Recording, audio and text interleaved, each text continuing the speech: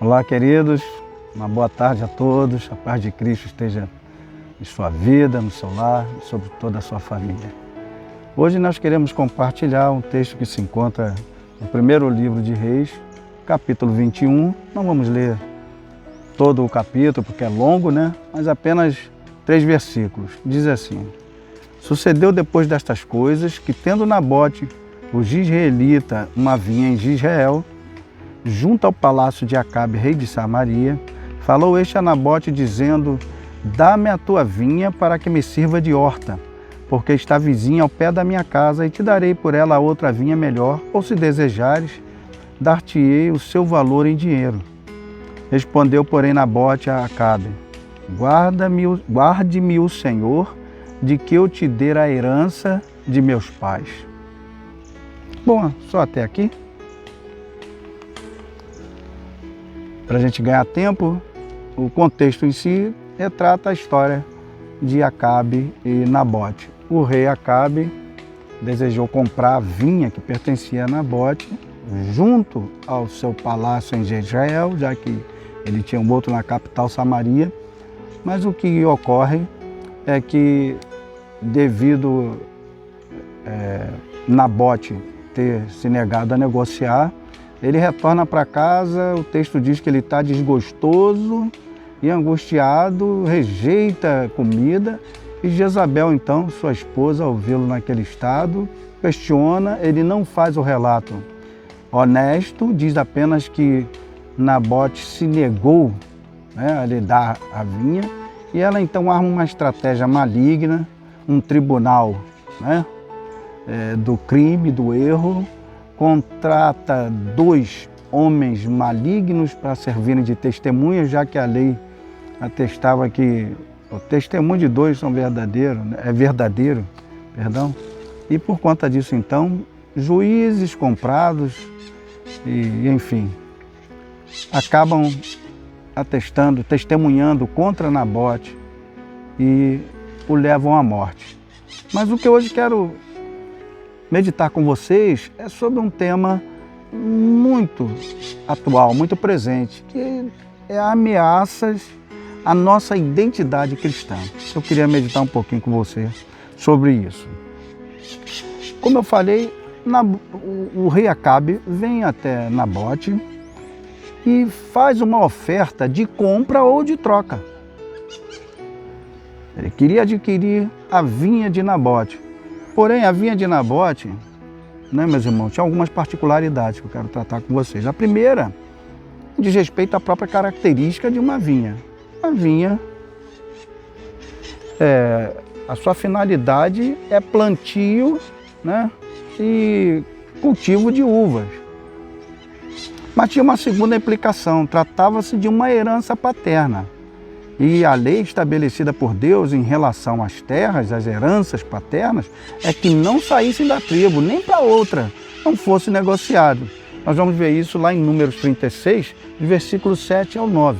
Não vou citar nem me detendo lendo, apenas informando. Então, Acabe faz essa proposta para ele, de compra e de troca. Ele nega por esses motivos. Mas se a gente observar, a proposta de Acabe é egoísta e indecente, porque ele simplesmente diz: eu posso te dar uma vinha melhor. Quer dizer, ele tinha, não era falta.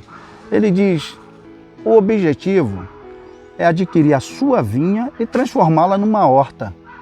Ora, meus irmãos, o propósito era transformar a vinha de Nabote em horta. E a horta tem como finalidade o plantio de hortaliças, verduras, em alguns casos até leguminosas ou até mesmo raízes.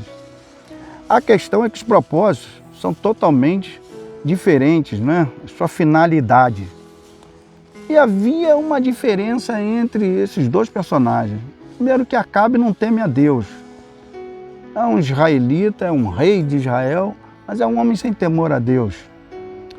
Enquanto que Nabote era um homem temente ao Senhor. Então, mesmo sabendo da lei, ele despreza a lei de Deus. Ele diz: Sabe, esquece a lei de Deus. É como se ele estivesse dizendo em outras palavras, esquece a lei de Deus. Negocia comigo. E Nabote com firmeza diz, longe de mim negociar a herança de meu pai. Vou deixar transformar a minha vinha em horta. Bom, o que eu quero? Então, de uma forma alegórica, como a própria Bíblia trata o fato, a vinha, Jesus vai dizer em João 15, que ele é a videira verdadeira, que nós somos os ramos dessa videira e o vinhateiro é Deus. Portanto, a igreja é uma espécie de vinha do Senhor. Isso diz respeito à nossa identidade. Também, em João 12, a Bíblia vai dizer que ele veio para o que eram os seus, mas os seus não receberam, mas a todos quanto receberam, deu-lhes o poder de tornarem-se filhos de Deus, aos que creem no seu nome. Portanto, nós temos uma herança paterna inegociável, diz respeito à nossa salvação. 1 Pedro, capítulo 1, versículos 18 e 19, Pedro faz uma recomendação, ele diz, vede, meus irmãos, que não foi com coisas corruptíveis como prata ou ouro que vós fostes resgatados da vossa vã maneira de viver, mas pelo sangue como de um cordeiro imaculado, é o sangue de Jesus. Nós temos a nossa identidade. Meus queridos irmãos, a história das civilizações revela que uma das estratégias mais bem-sucedidas para se destruir um povo, uma nação, é destruindo a sua identidade.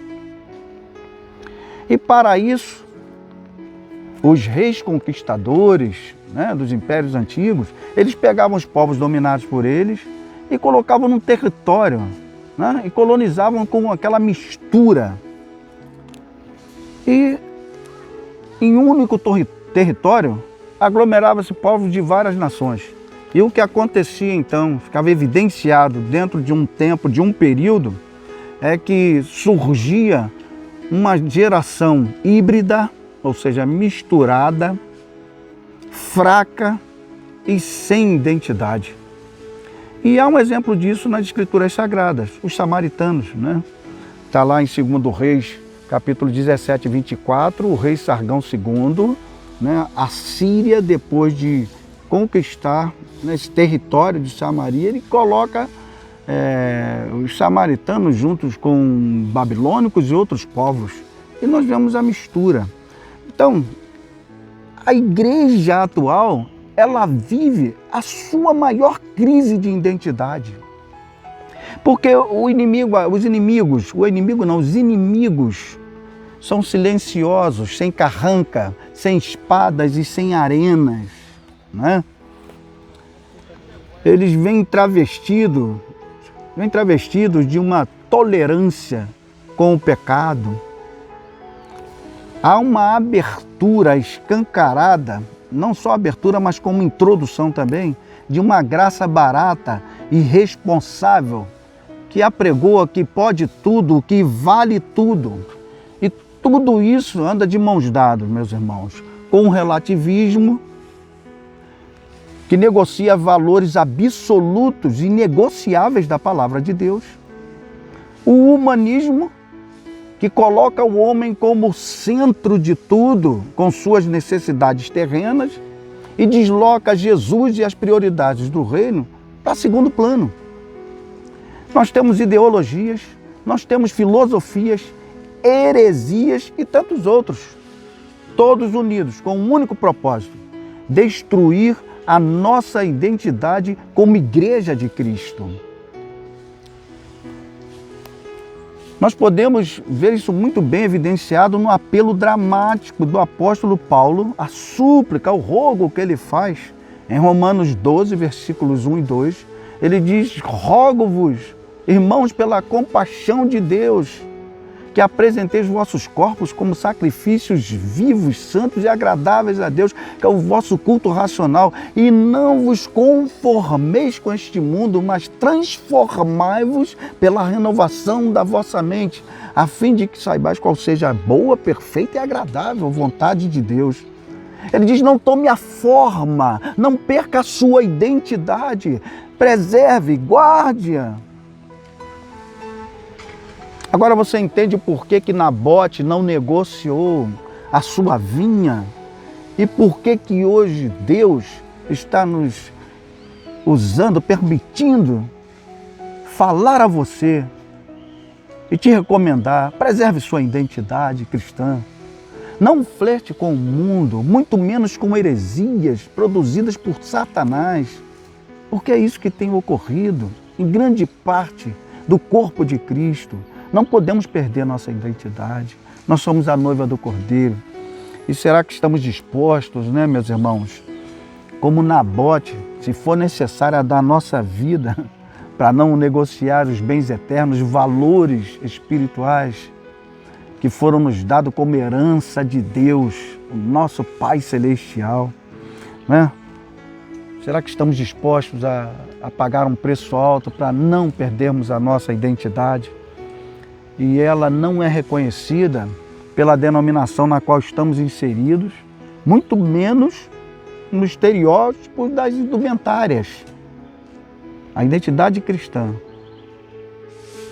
está revelada numa postura de amor e piedade para com Deus e com o próximo, mas também uma atitude de compromisso e entrega incondicional e restrita de nossas vidas a Deus. Portanto, nessa tarde, eu desejo muito que Deus te abençoe e nos abençoe. E que você pense nisso.